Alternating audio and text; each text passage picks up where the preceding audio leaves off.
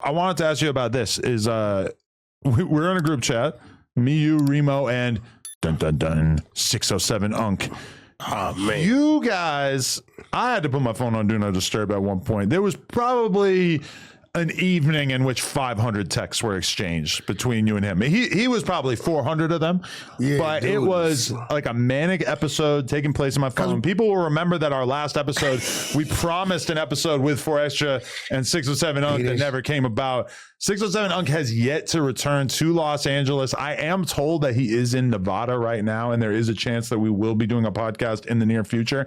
I don't want to promise anything since he has let us down like 15 times now on various podcasts. You got to remember, he called me and said, hey, can you sit in on the pod with me and 4 Extras? Right? I didn't want to do it. Right? Because it put me in an Anne Hefe type situation. Where you would feel like you had to turn up to defend your people. Yeah, right. So, when we move things in our schedule, Adam, you know what I'm saying? I move things in my schedule. It's a big deal. Right? And then he starts to do the thing he does. So now my mind is, I think we need him. Yeah. Right? And that's why I'm like, you know what? That's why I was like, bro, we don't need you. Like this platform was what it was, right? You needed to expand. People are gonna play out on you because you're a gimmick, right? They gonna get tired of laughing at the same, looking in the sky and rubbing on the cup, right? So the funny part about it is he called himself trying to backyard stunt. Right? Did you catch that one? What do you mean? Oh, guys. He put a look at my backyard, Wack. You could never, right? Right. So I said, you don't want to play backyard wars. Yeah. So I put the backyard up, right?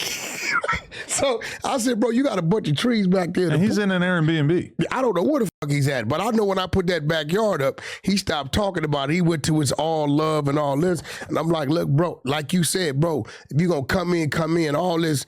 I think he gets high, and then he's like, who can I bug? Right. Because it gets irritating. Because he sent the fucking cease and desist in the middle of the podcast yesterday. To me, it was obvious that this was made with AI. Or it's not from a real lawyer.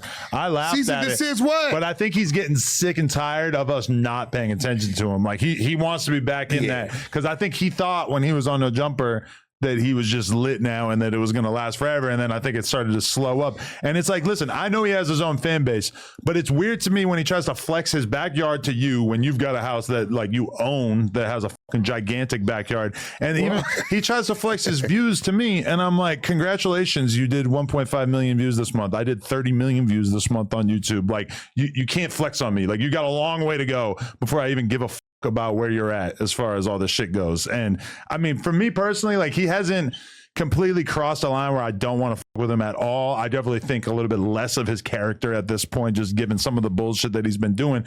But in particular with you, it felt like at one point in that argument that he was kind of threatening your children and your girl. He did all that. So this is what bothers me is when you do that and then play victim. Yeah, exactly. You know what I'm saying? So them type of dudes, I don't even want to have a conversation with you. If you're going to play the game, let's play the game out. Maybe you hit me in my mouth, maybe I hit you in yours. We're going to keep it where it's supposed to be. But dudes like that who will say something crazy to you, and then the minute you say something crazy back, they're the victim.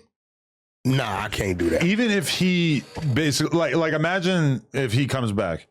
Well, automatically, it's like we have to be unbelievably careful about having you around mixed groups of people because anybody associated with where Extras is from is not going to be able to just see you and let it go. The whole red flag. He didn't diss. And you, yeah, I mean that. Yeah, gang members in general are basically just off limits for having around him because that whole situation, like him taking credit for 4 Extra's hand blowing off.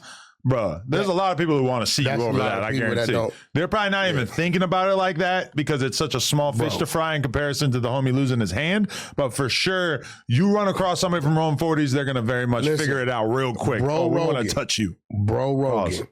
Bro Rogan will be on the news. Yep. Older gentleman. Yep. Called me. Tight pants. He was banging on the table that angry that 607 had did or said whatever he said about 4 Extras. Yeah.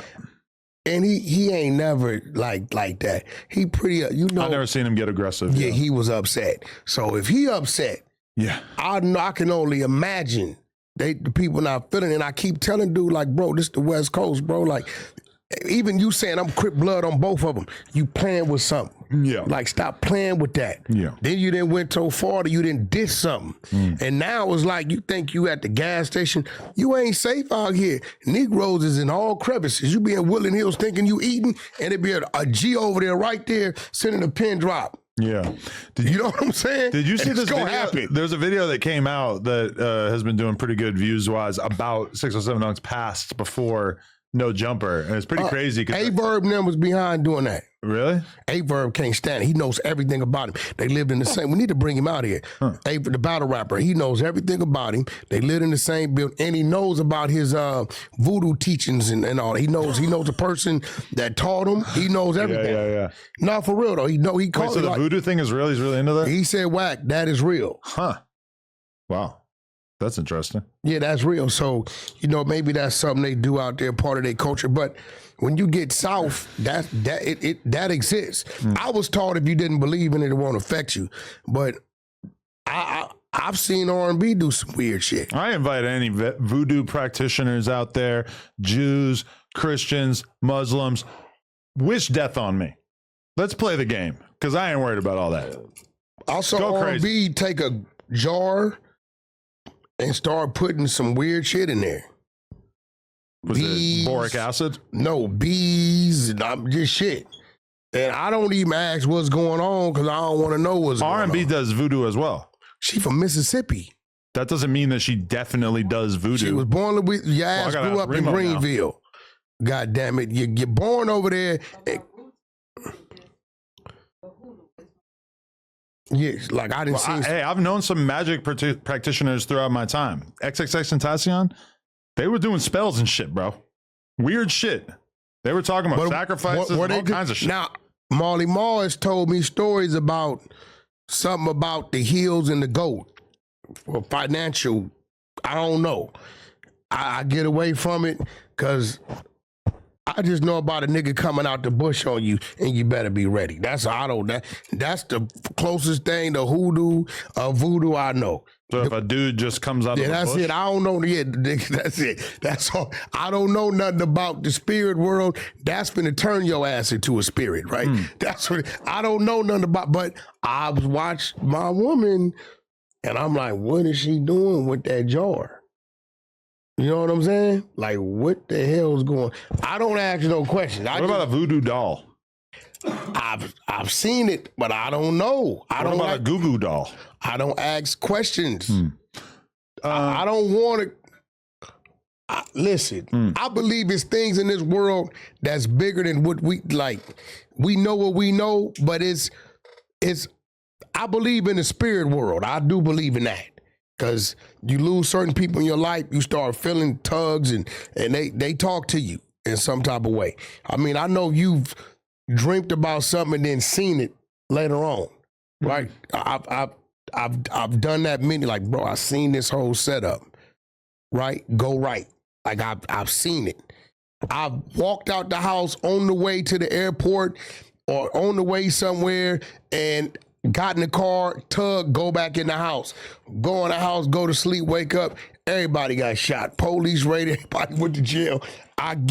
But I started to feel that once my brother passed. When people real close to you pass, I believe they kind of assign themselves to you. So I don't down it, but I try to stay away from it because it's kind of real spooky. That would be nice. I would like to be contacted by some of the dead homies.